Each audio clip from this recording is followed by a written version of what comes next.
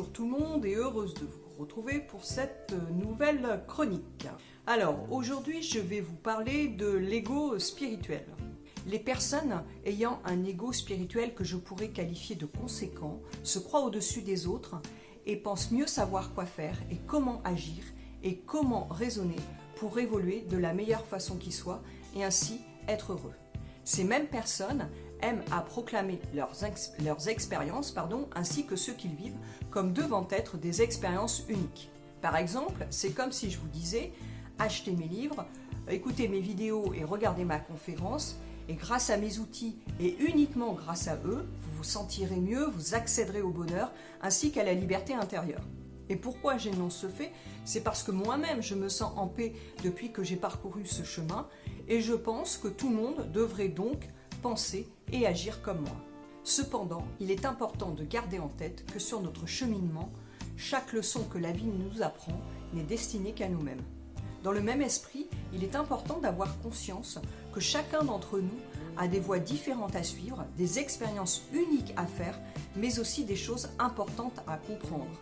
Et qu'en ce sens, pour comprendre ces choses, les apprentissages que nous devons faire et les épreuves que nous devons traverser ne sont certainement pas les mêmes que celles d'autrui. Elles dépendent de notre histoire, mais aussi de nos vies antérieures, tout comme de nos capacités.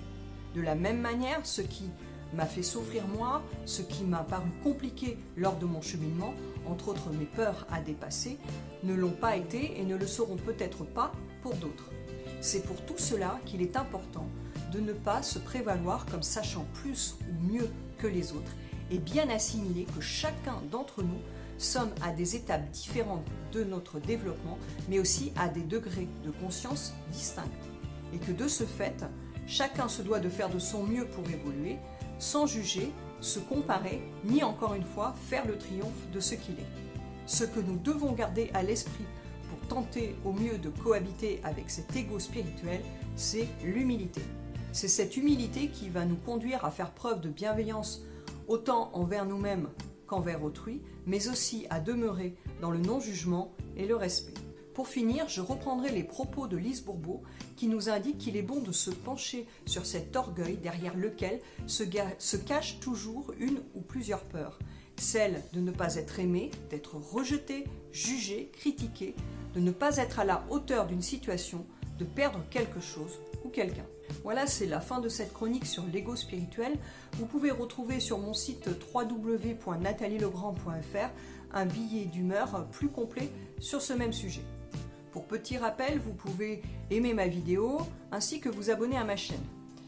Je vous dis donc à très bientôt et d'ici là, prenez soin de vous.